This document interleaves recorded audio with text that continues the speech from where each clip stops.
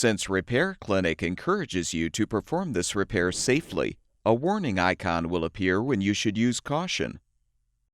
For many repairs, you will need to disassemble your dryer. To do this, first unplug the appliance before beginning. Your next step is to release the main top. Whether your model has a control panel at the rear or at the front, the procedure is the same. Insert a putty knife under the front of the main top to release the spring clips. Now rotate the top up and support it.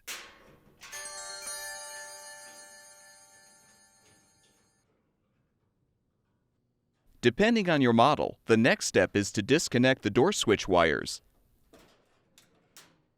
or the wire harness. If necessary, you may also need to remove the zip tie securing the wires. Now, remove the front panel mounting screws and pull the front panel up and out to remove. Your next step is to remove the screws to release the rear access panel. Reach into the cabinet and push the idler pulley to release the tension on the belt, and unthread the belt from the pulley and motor shaft. If applicable, detach the spacer at the front of the cabinet by removing the mounting screw.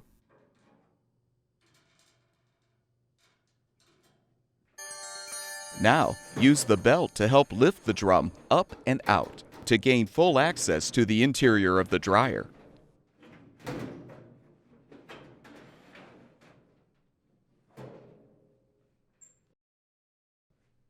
To reassemble your dryer, replace the drum into the cabinet and position by lowering the bearing hitch into the cup. Reinstall the spacer. Reach through the rear panel and thread the belt onto the pulley and motor shaft in a zigzag formation. Now, rotate the drum to help align the belt. Position the rear access panel and secure the screws. Reinstall the front panel by aligning the slots at the bottom of the panel with the support clips. Then lift up the drum as you snap the front panel into place. Secure the mounting screws and reconnect the wire harness